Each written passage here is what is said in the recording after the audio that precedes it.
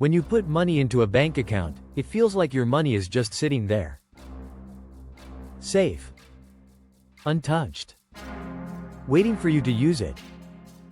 But in reality, banks are not simply storing your money in a vault somewhere. They are actively using it, lending it, investing it, and generating profit from it. So today we are going to walk through how banks actually make money and why your deposit is just the beginning of a much larger system. Chapter 1: The Basic Banking Model. At a simple level, banks make money by taking deposits and issuing loans.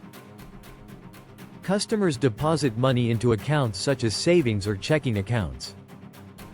The bank then uses a portion of those deposits to lend money to other customers. This creates a cycle where money flows through the banking system rather than staying idle. Chapter 2: Interest Income. The primary way banks make money is through interest. When a bank lends money, it charges interest on that loan.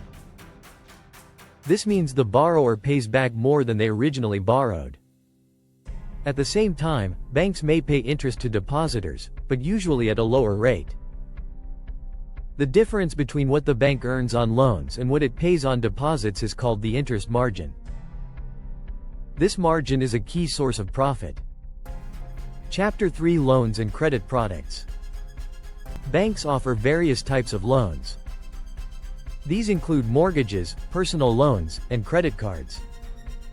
Each type of loan has its own interest rate and terms. Credit cards, in particular, often carry higher interest rates. This can make them a significant source of income for banks. Chapter 4: Fees and Charges. In addition to interest, banks earn money through fees. These may include account maintenance fees, overdraft fees, and transaction fees. For example, if a customer spends more money than is available in their account, an overdraft fee may be charged. Fees provide a steady stream of revenue beyond interest income. Chapter 5: Payment Processing. Banks also make money by processing payments. When you use a debit or credit card, multiple systems are involved in completing the transaction. Banks may receive a small fee for facilitating these payments. Although each transaction fee is small, the volume of transactions makes this a meaningful source of income. Chapter 6: Investment and Trading. Some banks generate income through investments. They may invest in financial assets such as bonds or other securities.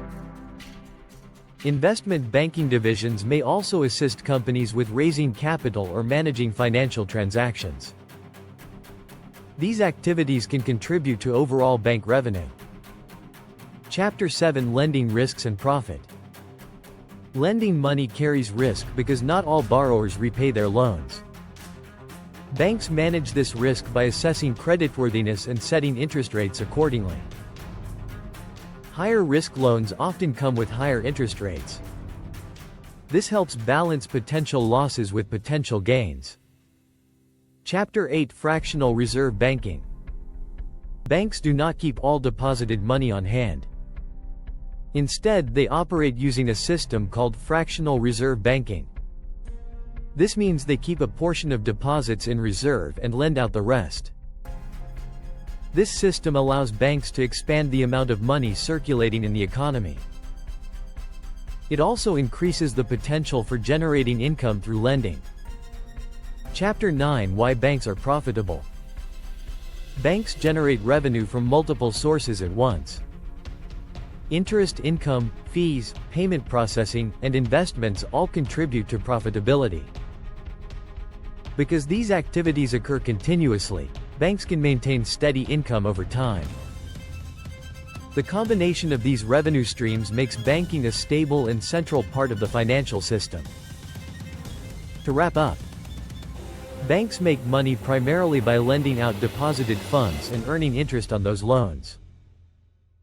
They also generate income through fees, payment processing, and investment activities. The difference between interest earned and interest paid forms a key part of their profit. By managing risk and using systems like fractional reserve banking, banks are able to operate efficiently and remain profitable.